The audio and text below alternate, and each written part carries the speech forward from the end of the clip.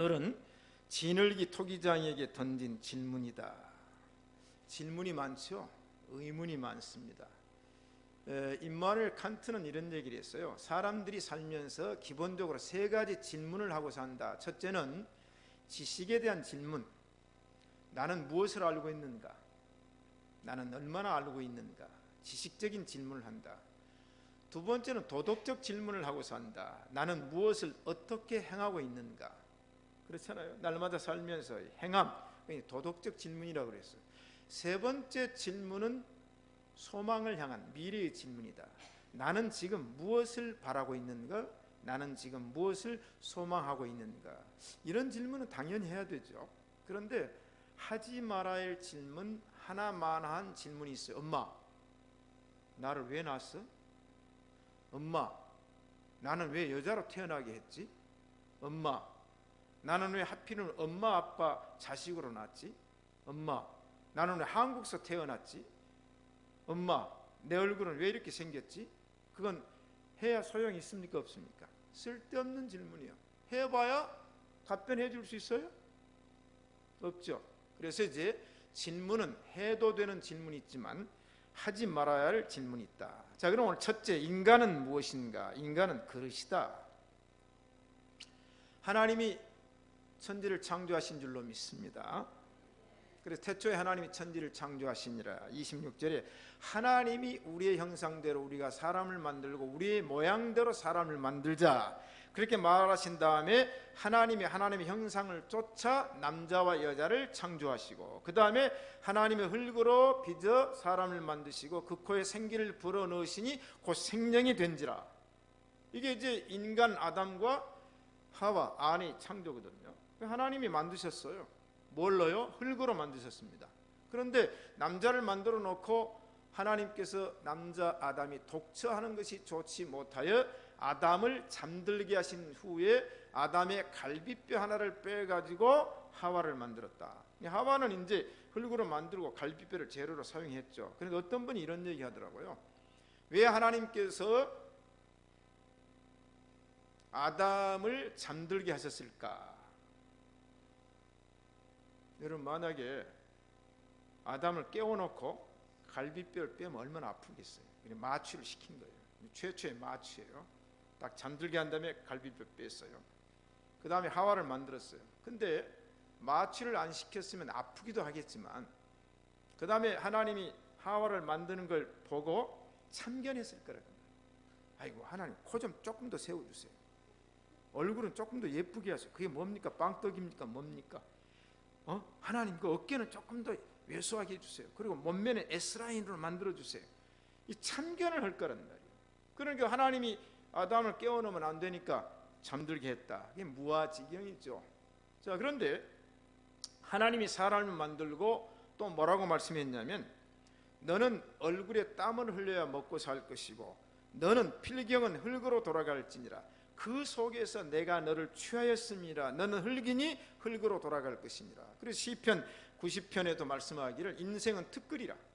티끌이기 때문에 그리로 돌아가다. 그 다음 시편 103편에 보니까 하나님께서 이는 제가 우리의 체질을 아시며 우리가 진토임을 기억하심이로다. 체질을 아신다고 그랬어요. 뭐 여기든지 최 장로님 의사시죠. 최혁 장로님 의사시. 일부 예배도 의사들이 참석을 해서 내가 얘기를 했어요. 지난번에 허리가 뻐근하고 무릎이 아파가지고 제가 이제 병원에 가서 진찰을 받았어요. 진찰을 받아가지고 내가 허리가 좀 아픕니까? 그러니까 목사님, 허리는 아주 좋은데 근육이 감을 타가지고 아프니까 이거 풀어드리면 됩니다. 그래서 우리들 병원에 가가지고 이제 허성민 원장, 진상열 원장한테 진찰 받고 이제 물리치료를 받더니 풀렸어요. 그래서 무릎이 좀 아프다고 그랬어요. 제가 그랬더니 그건 정형외과에 가십시오. 정형외과로 또 보내더라고요. 그것도 정형외과에서 이제 무릎을 했더니, 아이 목사님 뼈다구는 참 튼튼해요 그러더라고. 저보고. 저보고 뼈다구는 아주 튼튼하대. 그런데 무릎을 조금 많이 써가지고 그 인대가 충격을 받았는데 그것도 이제 물리치료 받고 레이저 쐬면 낫습니다. 그래서 제가 3번 갔어요. 3번 가가지고 했더니 멀쩡하잖아요. 그런데 다른 거 지난번에 내가 진원장한테 물어봤어요. 아이고 내가 요새 배가 좀 아파가지고. 근데 목사님 나는 내과가 아니니까 그건 모릅니다 그러더라고요. 의사라고 나는 다 안 줄 알았더니 하나도 모르더라고요. 차라리 정진호 장로님 약국에 가서 물었으면 약을 놔줄 텐데. 자, 우리의 체질을 누가 아십니까? 하나님이 아신 줄로 믿습니다. 우리가 진토여 흙이라고 그랬어요.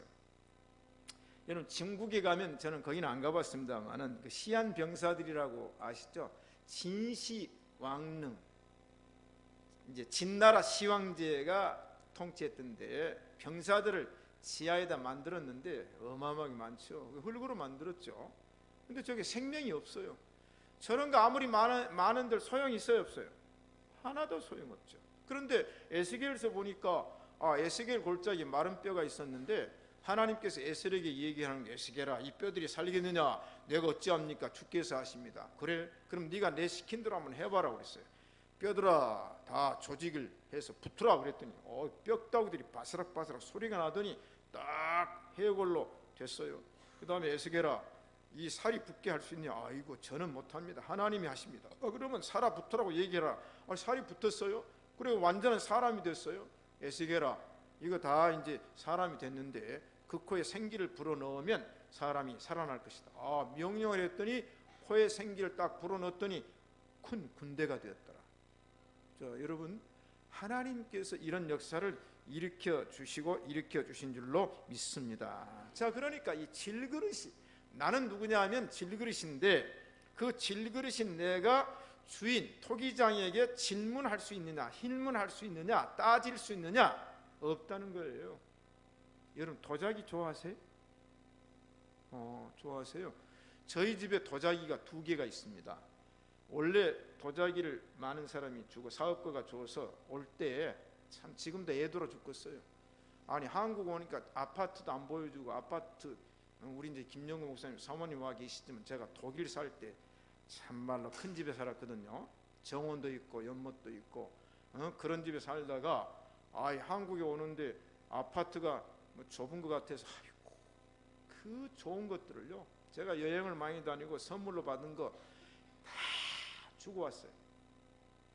주고 오고 이제 제가 자기 2개만 가요. 하나는 예술인 총연합회 총무께서 저한테 1973년도인가 준 게 하나 있어요. 그리고 자기 동생 중매해주면 자기 집에 있는 도자기 다 준다고 그랬는데 한번 중매했더니 실패해가지고 못 가져왔는데 그거 하나 있고, 그 다음에 한국 갔다 온 우리 교인 센터스 사장이 저한테 도자기 하나를 선물로 준 게 있는데 2개 우리 집에 있습니다. 한국 도자기 청자백자 유명하잖아요. 그 다음에 영국은 뭐요? 본차이나 또 유명하죠. 그 다음에 독일은 뭐요? 마이센. 원래 동독의 도자기인데 그 마이센 유명합니다. 제가 함부르크 킬에 있을 때 황갑순 교수라고 지금 서울대학 교수입니다. 그 유학을 했어요. 부인도 도자기과인데, 이야 그분이 마이센 이 낙관을 마이센에서 계약해서 줬어요. 그래가지고 자기가 만들면 그걸 자기가 찍는 거예요. 이야, 그래서 도가도 더 만들어주고. 여러분 독일이 그 유학생들에게 주는 혜택요 우리나라는 아직도 멀었다고 생각해요. 그런데 그분이 마이센 도장을 찍으면 가치가 얼마나 됩니까? 그래서 저한테도 마이센이 있어요. 마이센 아셨어요? 저희 집이 별거 아닌 것 같아도 그 솔창이 감당하는 게 있어요. 제 방에 들어오면요 진스 하나만 해도 2,000유로짜리가 있어요. 아셨죠? 오셔가지고 함부로 손대지 마세요.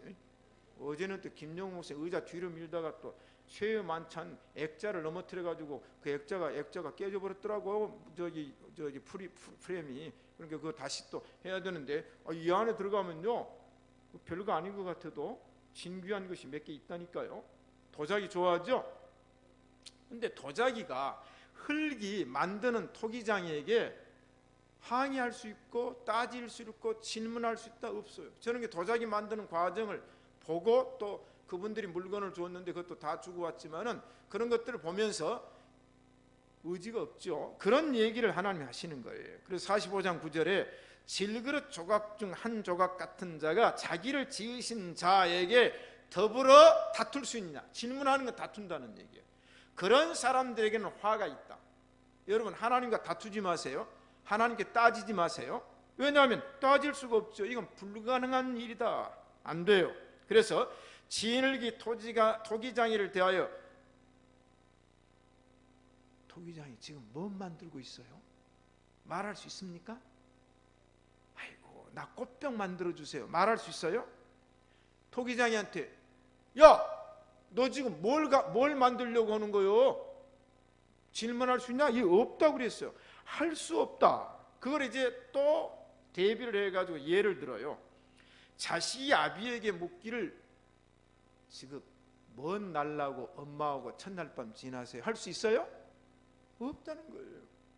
자식이 어미에게 묻기를, 지금 뭘 날려고 그렇게 해산의 고통을 하고 구로하고 소리를 빠락빠락 지르요? 물어보는 새끼들이 있었어요? 없었어요?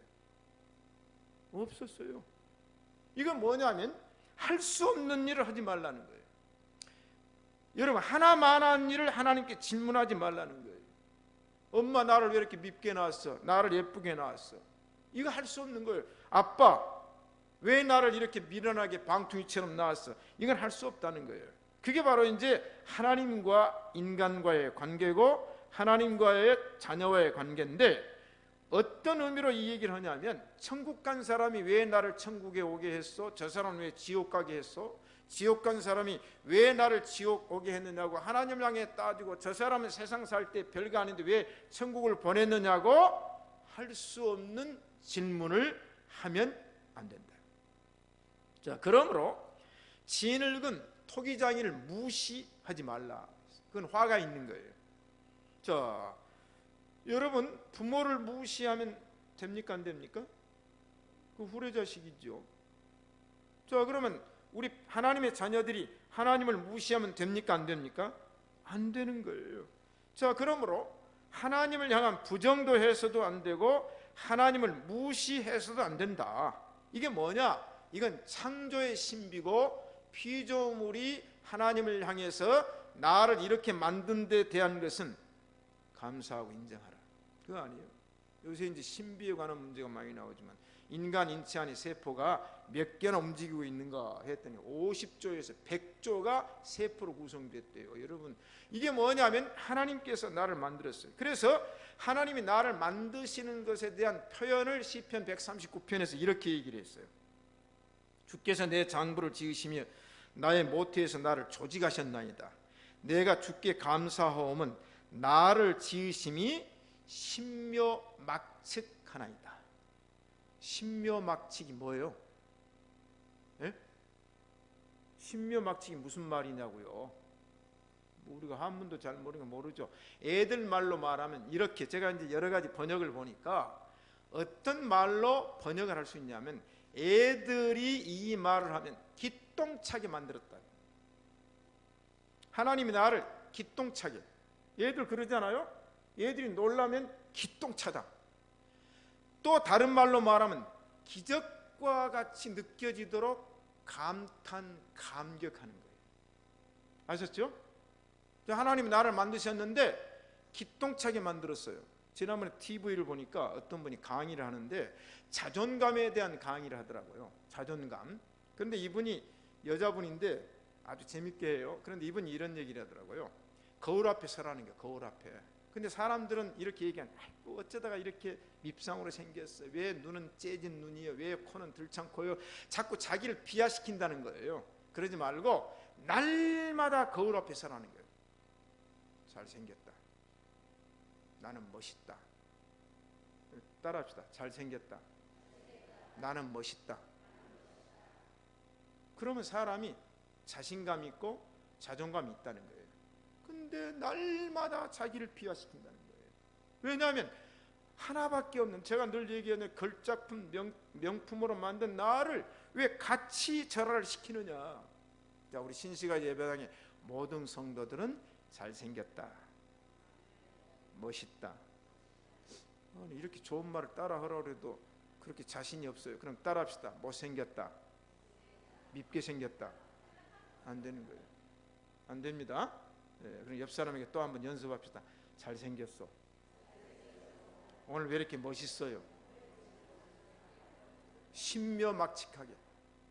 토기장이가 나를 기통차게, 기가 차게, 놀랍게, 기적적으로 만드셨다. 그래서 하나님께서 아담과 하와를 만들고 그 다음에 아담이 하와를 봤을 때 깜짝 놀라.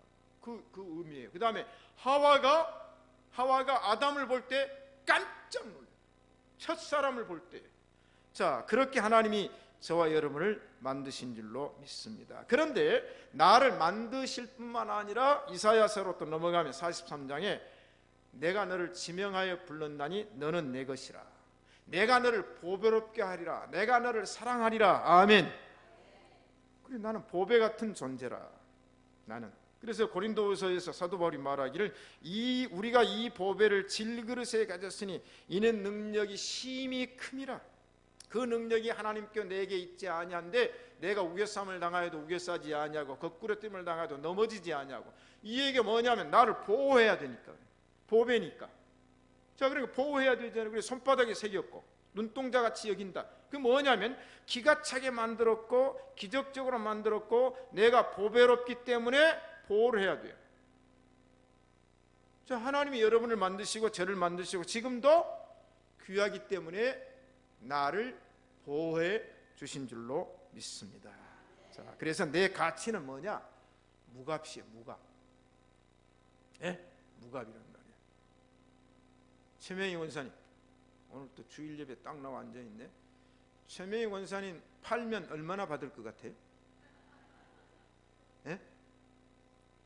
값이 얼마예요? 우리 장학사님, 강진 장학사님, 어때? 팔면 돈 얼마 나갈 것 같아요? 몰라요? 무한대. 왜냐하면 천하보다 귀하니까. 아멘. 그래서 저는 여러분의 논리, 천하보다 귀한 이 무값, 값이 없어요. 그래, 부르는 대로 값이 된다. 자, 그런데 제가 이제 부흥회 때 들었던 얘기를 오늘 또 이제 토기장이 얘기니까 또 한번 해야 되겠는데, 옛날에 시골교회 목사님이 읍내 교회로 청빙을 받아 갔다고 그러잖아요. 그런데 시골교회 살 때는 사모님이 시집올 때 요강을 농지기로 해왔는데, 이걸 이삿짐에 싸가지고 읍내교회 딱 갔더니 읍내는 발전이 돼가지고 사택을 지었는데 입식이요, 입식. 부엌도 입식, 화장실도 입식이니까 사모님이 이삿짐을 나르다 보니까 요강은 필요 없어서 마당에다 내팽개치고 다른 이삿짐을 다 드렸어요. 그런데 그 교회 선임 장로님이 한 분 계셨는데, 이분이 이제 회사에 갔다가 늦게 담임 목사님 이사 왔다 그래가지고 인사하려고 와서 보니까 교회 학생들이 학교 갔다가 집으로 안 가고 목사님 이사 온다니까 구경 와가지고 가만히 보니까 마당에 보니까 요강이 하나 굴러다녀요. 그러니까 요놈 자식들이 그러면 공차기 하는 거 이리 차고 저리 차고. 그러니까 요강이 땡가랑 하면서 막 공으로 막 되는 거예요. 장로님 늦게 와가지고 보니까 틀림없이 요강이 목사님 이삿짐 같은데 요놈 교회 학교 애들이 그걸 차고 있는, 야 이놈들아! 그 목사님 요강이시다. 그걸 차면 되냐고 그래가지고 한 곳에 딱 놔뒀다가 인사하고 가면서 그 요강을 가지고 가셨어요. 이제 첫 번째 목사님 생신을 맞이해가지고 여전도에서 생신 잔치를 해드리는데 생신상이 딱 차려진 겁니다. 생신상이 차려졌다니까요. 그런데 그 위에 죽식기가 딱 놓여져 있어요. 국그릇하고 볶개하고 그 다음에 이제 밥그릇하고 볶개하고 그 다음에 국그릇하고 수저 젓갈이 딱 놓여 있는데 장로님이 일어서가지고 인사 말씀하는 거예요. 오늘 목사님 첫 번째 생신인데 제가 선물을 하나 준비를 했습니다. 손에는 선물이 없는데 뭔 선물인고 그랬더니 오늘 목사님이 지금 잡수시려고 하는 밥그릇 볶개하고 국그릇하고 그 다음에 수저 젓갈을 제가 선물로 만들었는데 제가 주물 공장을 합니다. 근데 이사 오시는 날 요강이 밖에 버려져 있어가지고 애들이 꽁을 차길래 제가 그놈을 갖다가 녹여가지고 목사님 죽식기를 만들어 왔습니다. 이제 밥상을 차린 거예요. 자, 이게 하나님께서 만드시면 그대로 돼야 되죠. 그럼 만약에 밥상의 불평을 한번 생각해 봅시다. 밥상 위에 상이 차려졌어요. 동그란 이제 원탁 상이 차려졌어요. 밥상에 있는 그릇이 나는 왜 고추장 그릇으로 만들었냐? 나는 왜 냄새나는 게장 그릇으로 만들었냐? 나는 뚝배기 그릇으로 만들어서 뜨거워서 못 살리겠다. 맨날 불구덩이 위에서 나를 팔팔 끓이니까 도저히 못 살리겠다. 그런 불평을 밥상에서 하는 걸 들어본 분 한번 손 들어보세요. 응? 손 들어보세요. 국그릇이 나는 뜨거워서 못하겠다. 예? 나는 왜 하필이면 국그릇이냐? 제가요 태어나서 지금까지 장정지기가 불평한 소리 한 번도 못 들어봤고요.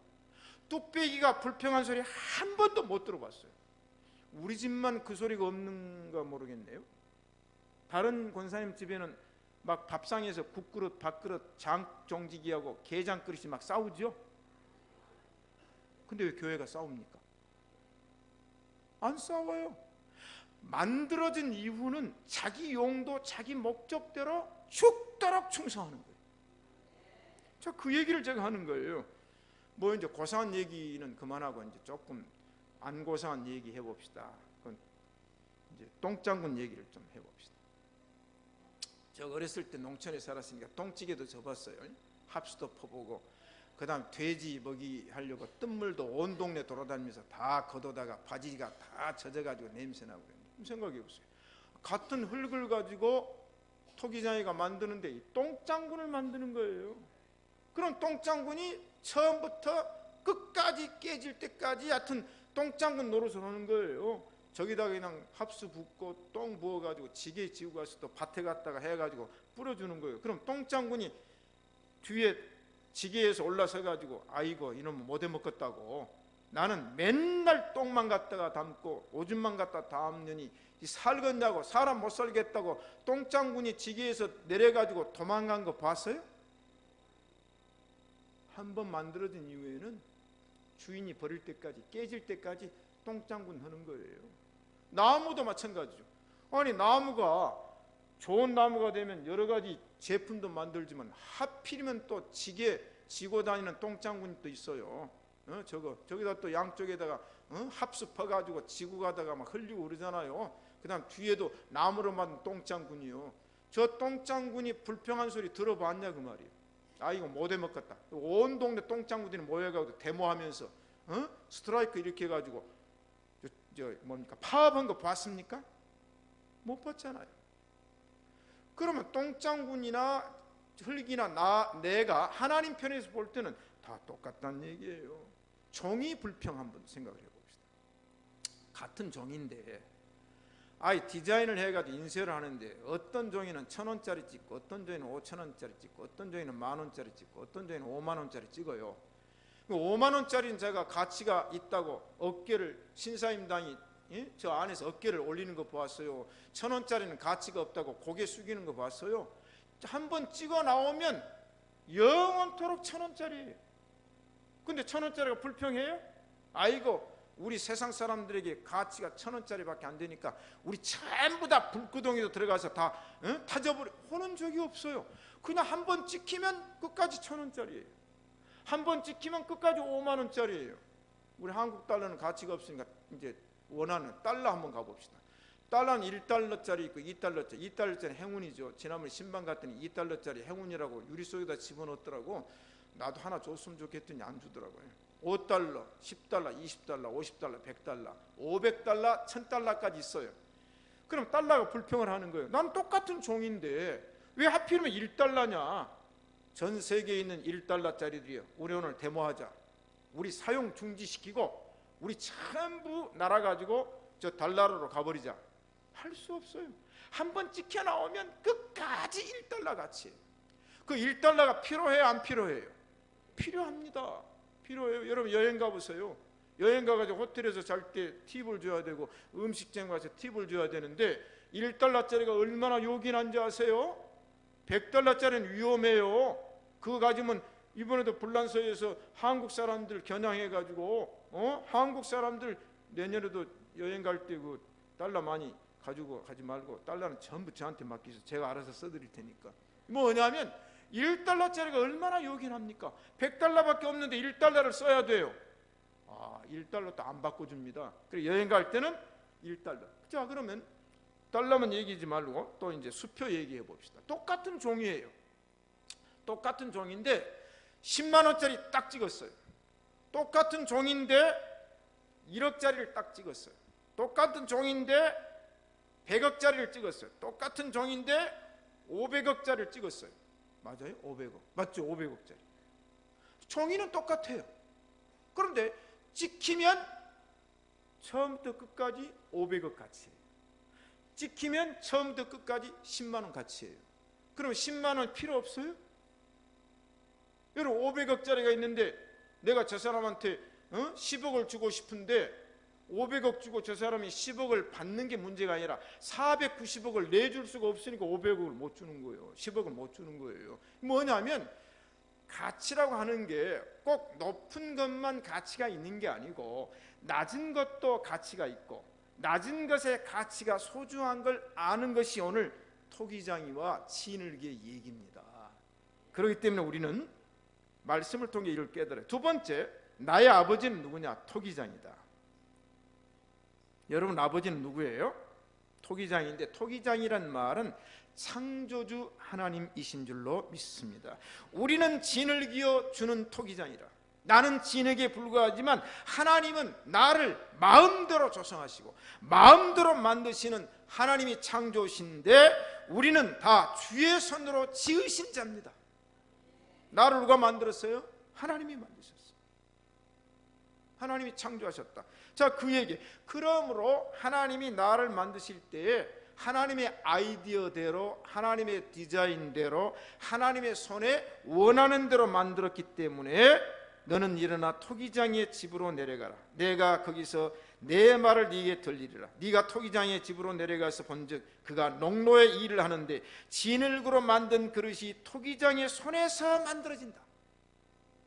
토기장의 의견대로 만들어진다. 그래서 예레미야 18장에 보면은 이 토기장이 하는 것 같이 내가 능히 너희에게 행하지 못하겠느냐. 이스라엘 족속아, 진흙이 토기장의 손에 있음같이 너희는 내 손에 있느니라. 여러분 하나님의 손에 있는 줄로 믿습니다. 안전하죠? 하나님의 손에 있으면 안전하다니까요. 왜? 하나님의 손이 여러분을 손바닥에 보호해 주신 줄로 믿습니다. 그래서 사도행전 로마서에서 사도 바울이 와서 이사야서와 예레미야서를 인용할 때 이 사람아, 네가 누구이기에 하나님을 향하여 실문하겠느냐? 토기장이가 진흙 한 덩이로 하나는 귀 쓸 그릇 하나는 천이 쓸 그릇을 만드는 권이 없겠느냐? 그러니 너는 불평하지 말라. 천이 쓴다고 해서 이게 무가치한 게 아니라니까요.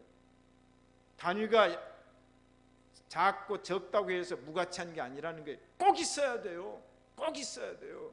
있어야 되죠? 그러므로 우리는 하나님의 양, 하나님이 우리를 기르시는 아버지이신 줄로 믿습니다. 그래서 바꾸려고 노력하지 말라.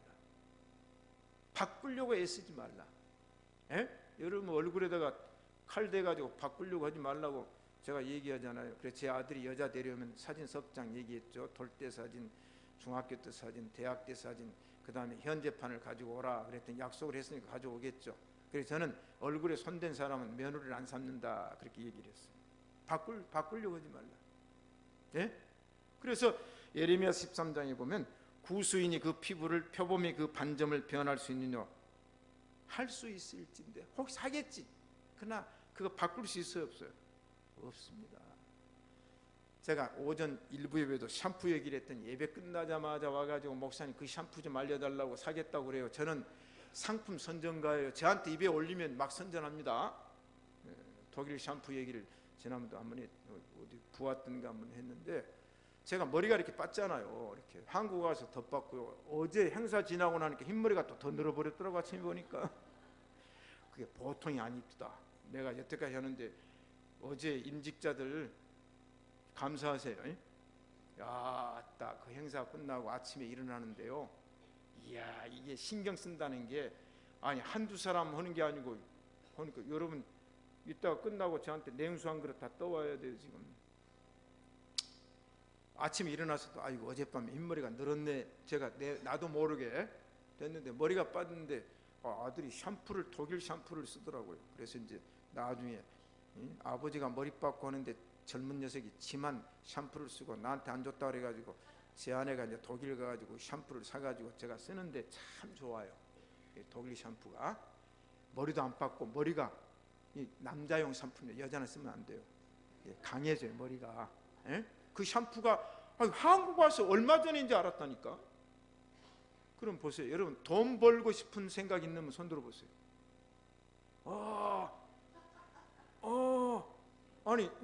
아니 여러분 돈 좀 벌고 싶은 분 예, 다 손드네. 제가 한 방법 가르쳐 드릴게요.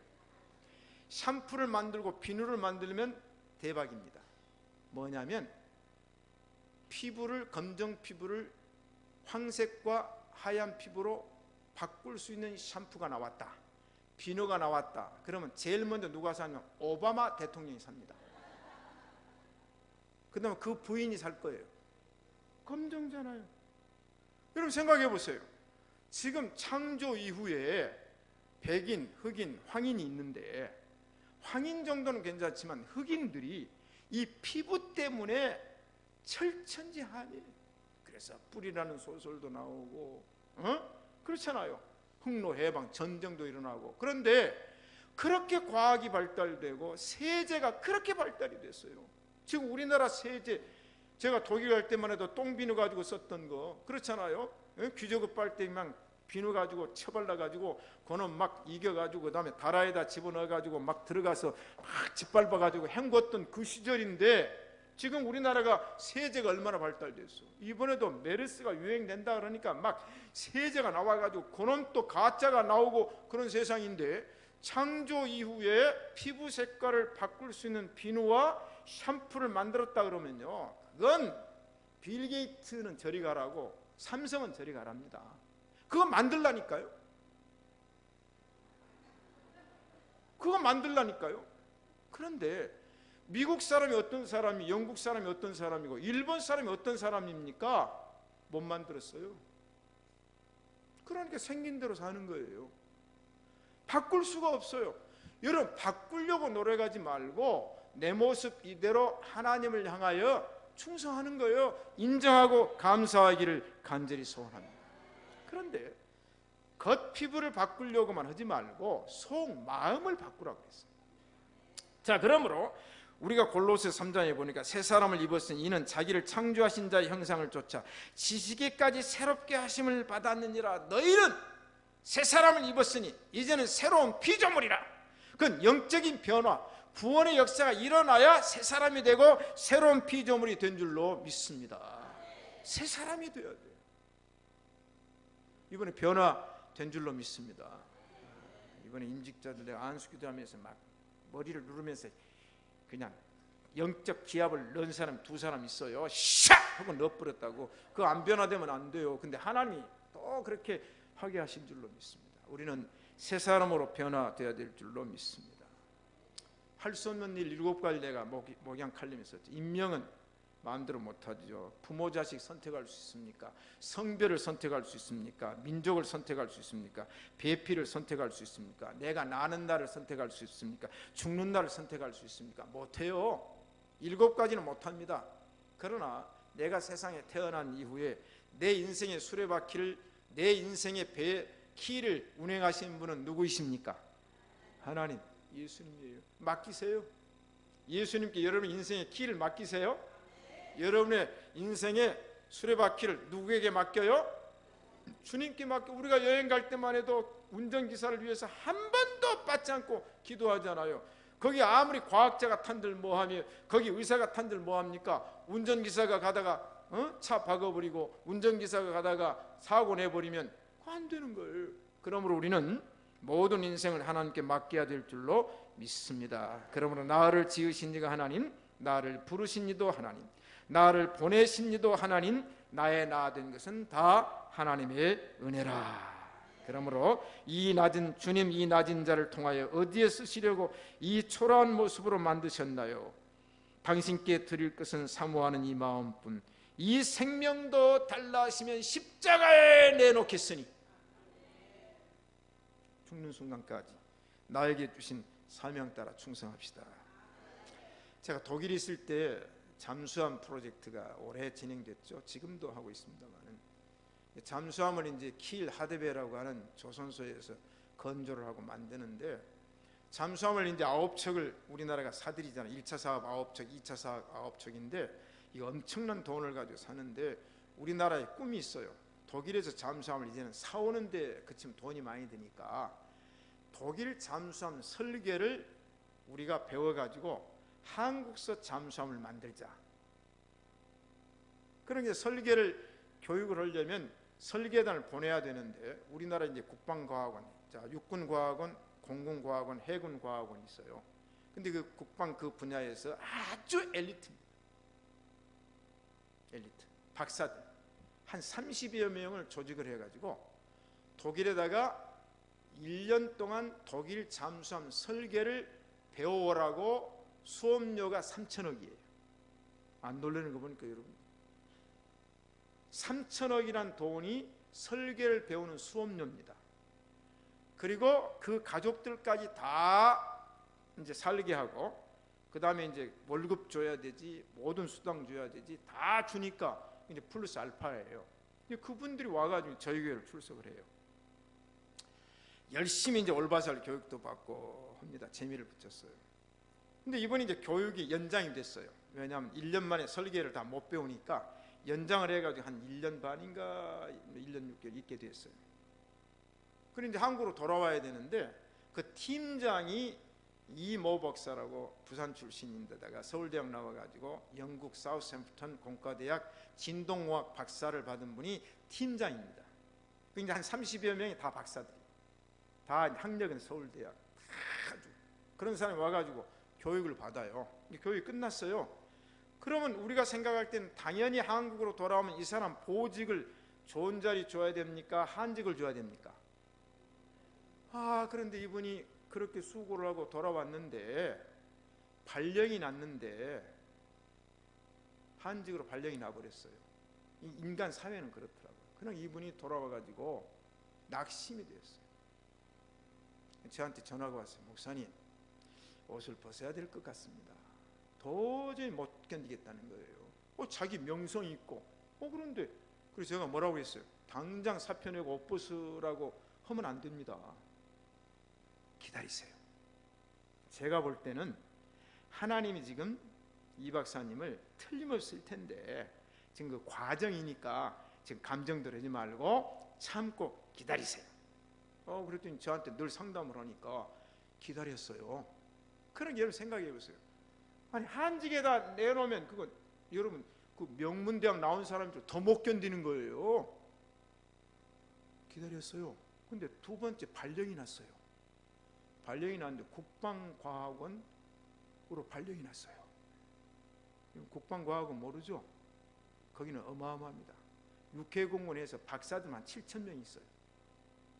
거기에 발령이 나가지고 거기서 또 한 1년 있더니 또 진급을 했는데 부원장으로 진급을 했어요. 부원장. 해군만 박사가 1,400명이에요.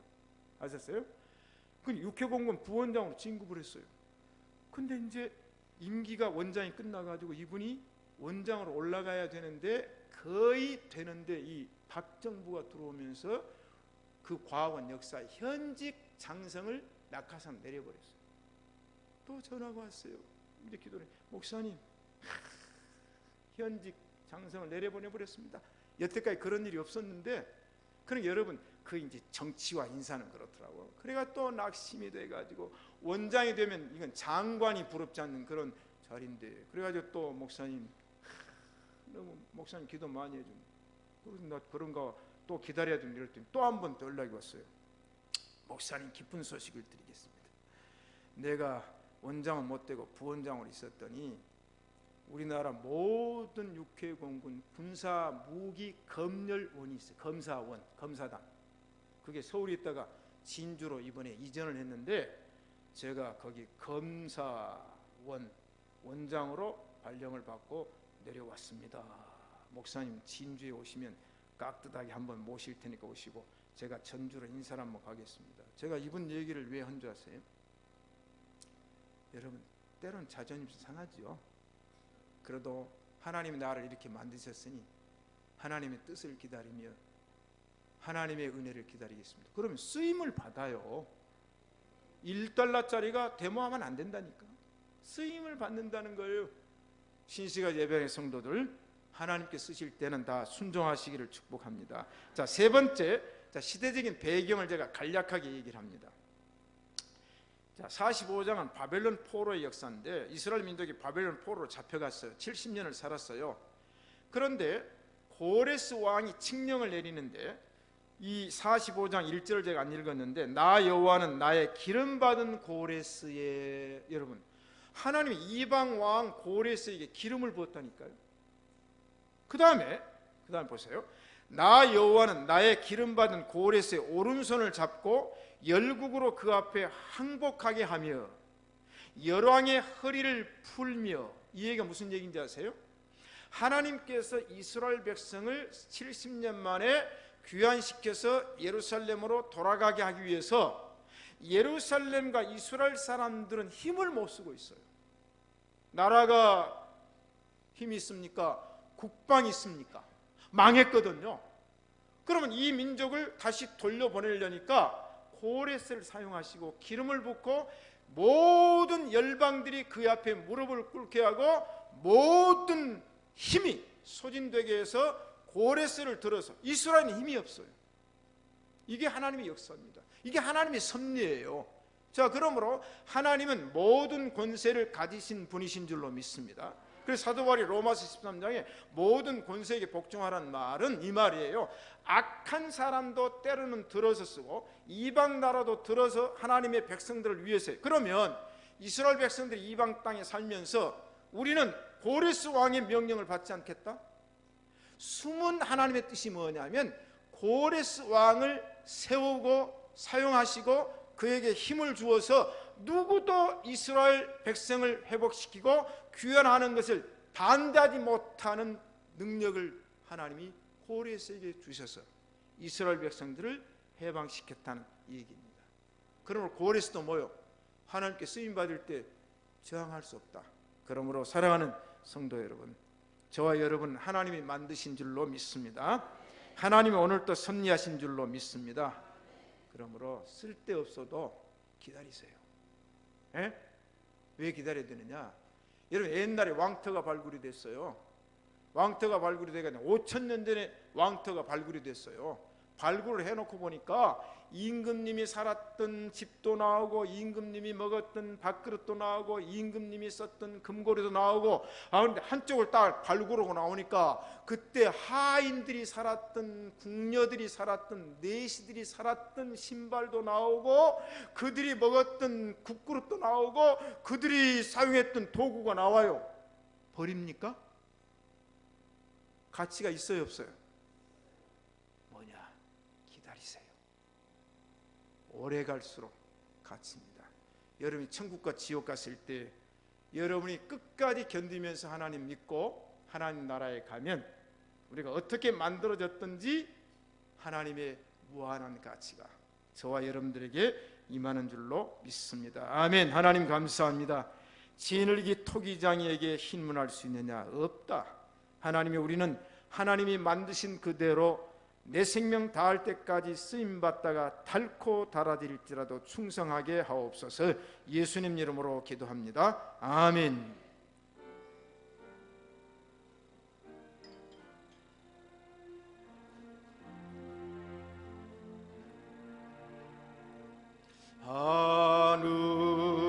하늘에 계신 아버지, 이름 거룩하사